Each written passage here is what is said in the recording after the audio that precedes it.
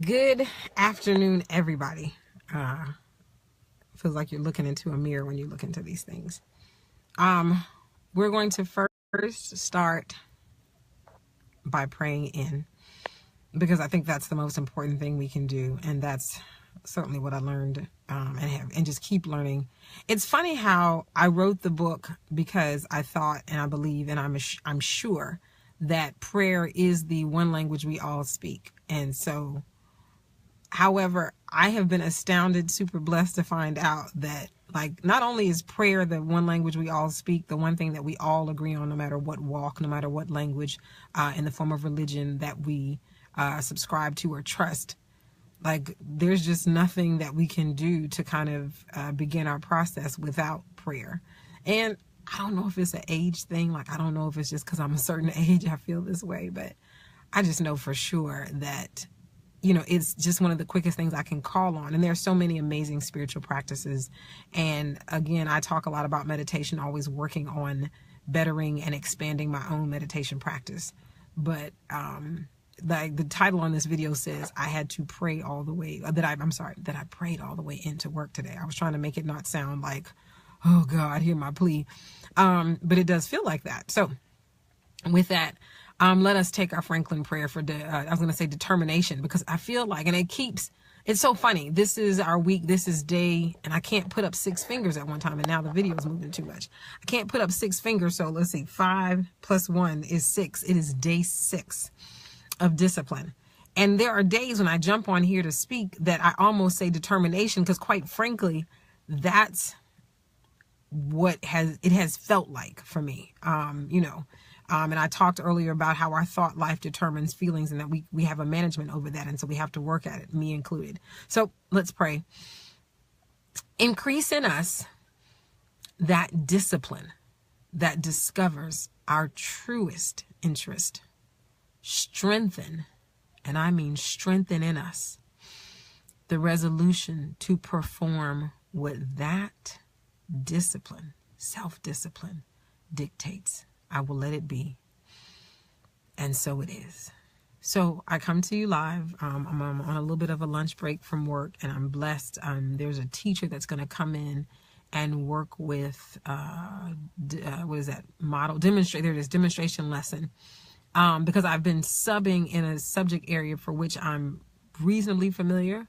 However, I think it's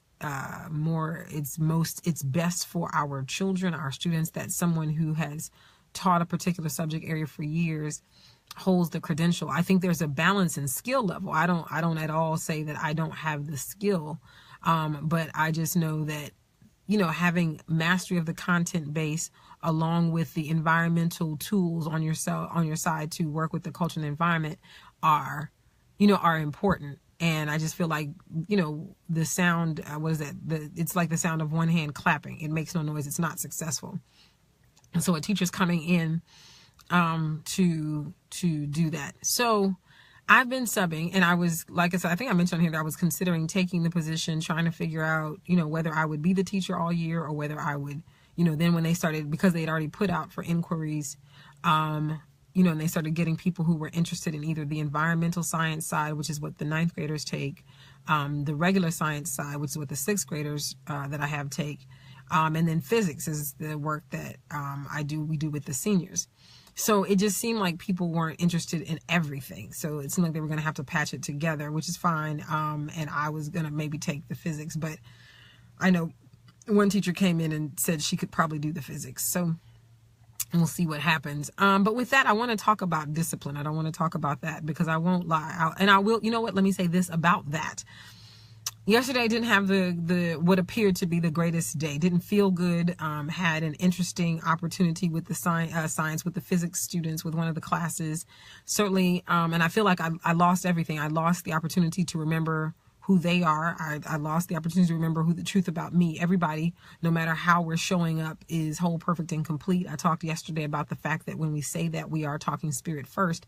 And in these human bodies that we have been given, we are trying to expand that truth into our experience. And it's work.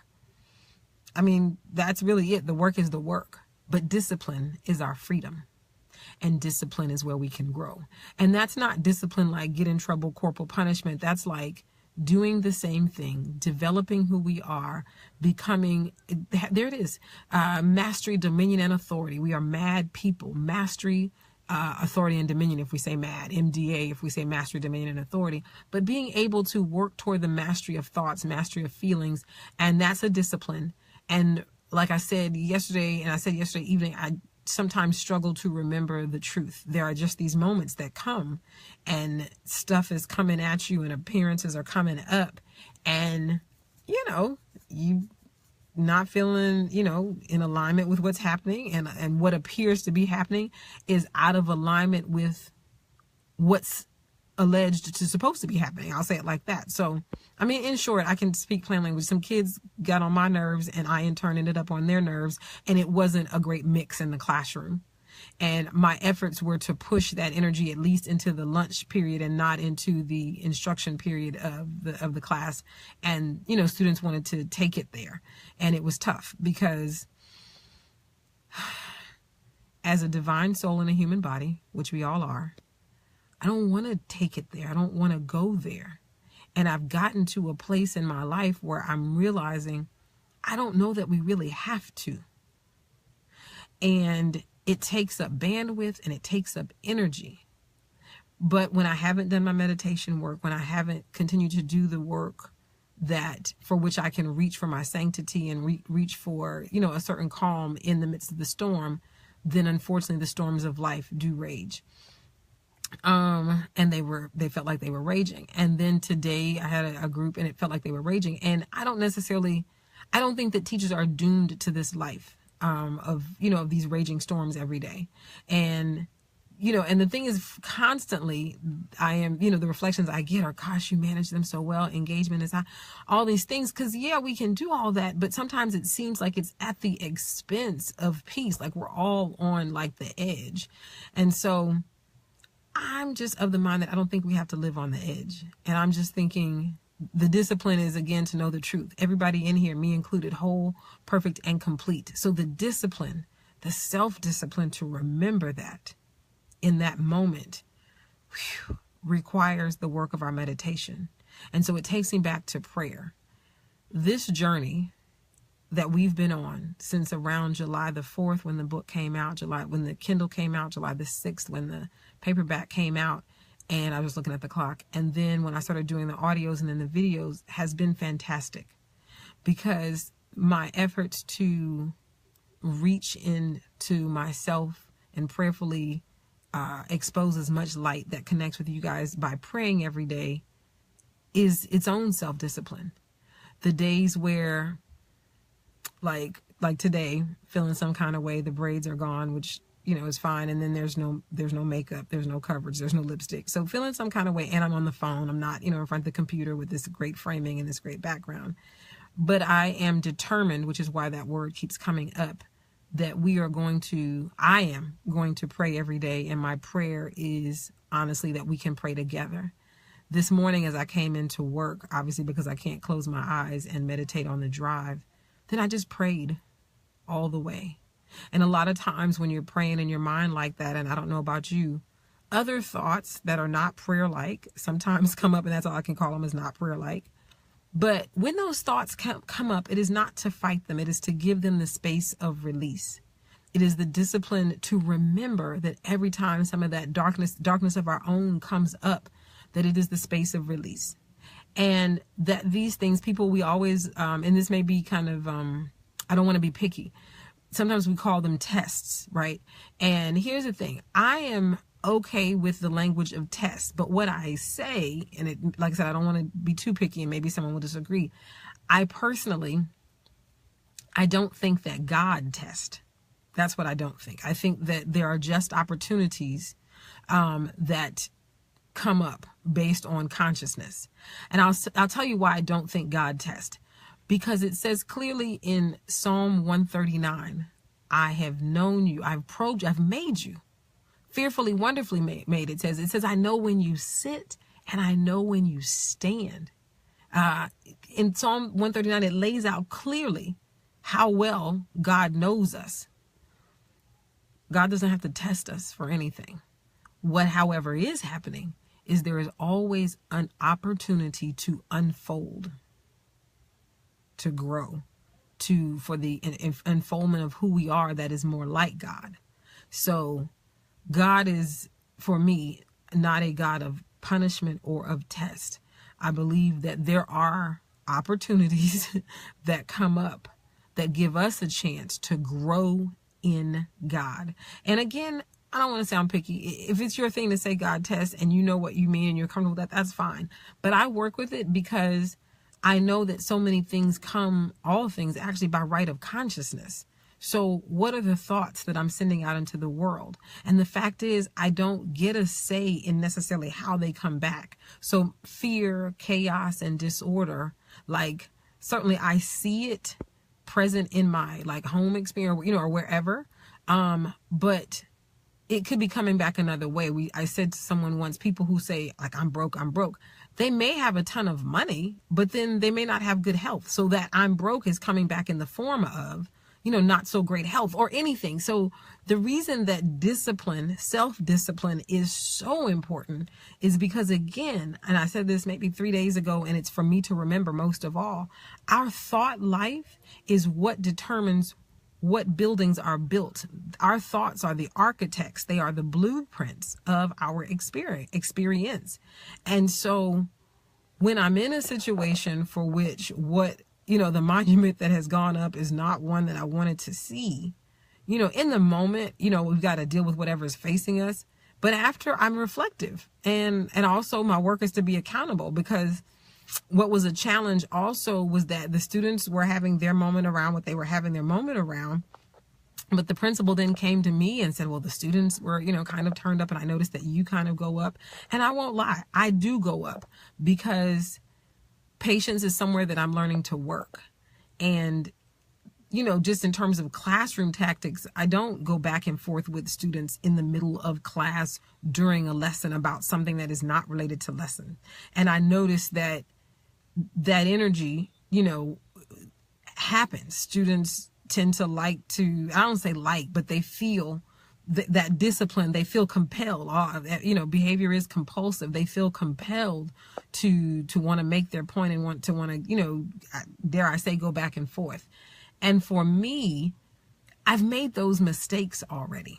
I'll just be plain. And, in earlier parts of my teaching career, and it just doesn't end up anywhere good. For me,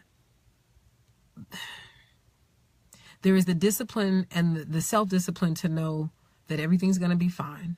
There is the self-discipline to prepare a lesson and to work hard, for me in a classroom where there's content to be dealt with, to work with that. And so yesterday was hard because this stuff came up. Today was kind of challenging. And then, I don't know, I feel like I'm detecting some interesting energy from the administrators. Like I said, at once I was getting all these great reflections, and then all of a sudden, the water feels like it's a different temperature. And again, my thought life says, whole, perfect, and complete, all of us involved. And so I just say, speak to me, God, about me. There's a prayer in Marianne Williamson has a book called Tears for Triumph. I believe it's called. It's a great book. I perceived myself as terribly brokenhearted last summer. So I was reading all this stuff, because you want to get through these periods of challenge, and here's the thing. It's real with a lowercase r in our experience. All of us have a right, me included, to feel what we feel. I would never get on here and say that.